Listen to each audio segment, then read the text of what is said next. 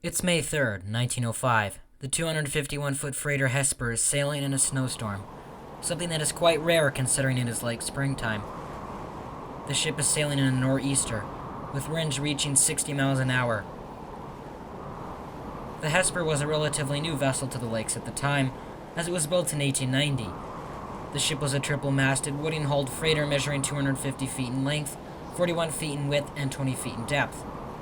The vessel had sailed smoothly throughout its career, up to the point of May 3rd of 1905.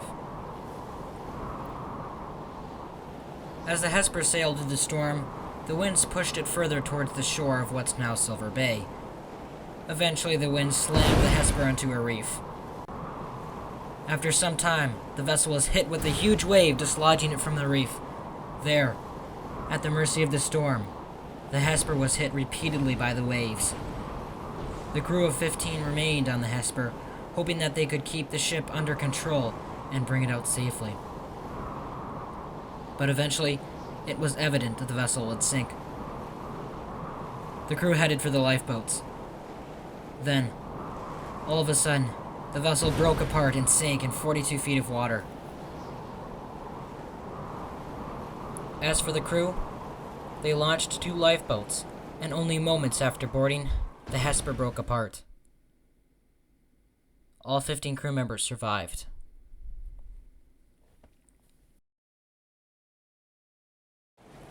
Fast forward 17 years.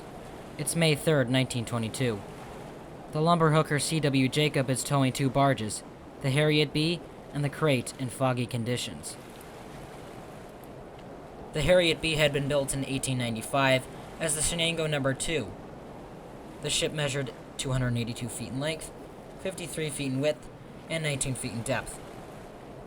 It served as a wooden-hulled car ferry until 1918, when it was bought by the Hammermill Paper Company, where it was repurposed for freight and renamed Harriet B. In 1921, the ship was converted to a barge.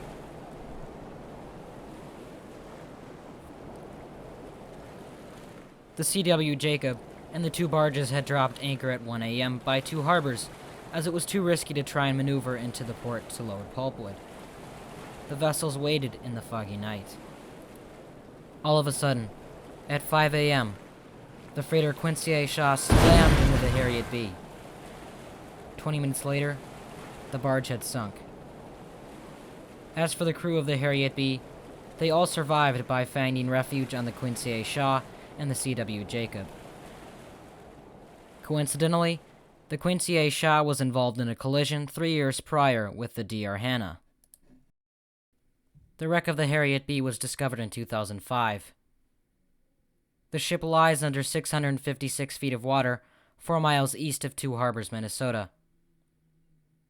The wreck is the most intact in the waters of Minnesota. Anyway, subscribe for more shipwreck videos, and I'll see you in the next one. Bye.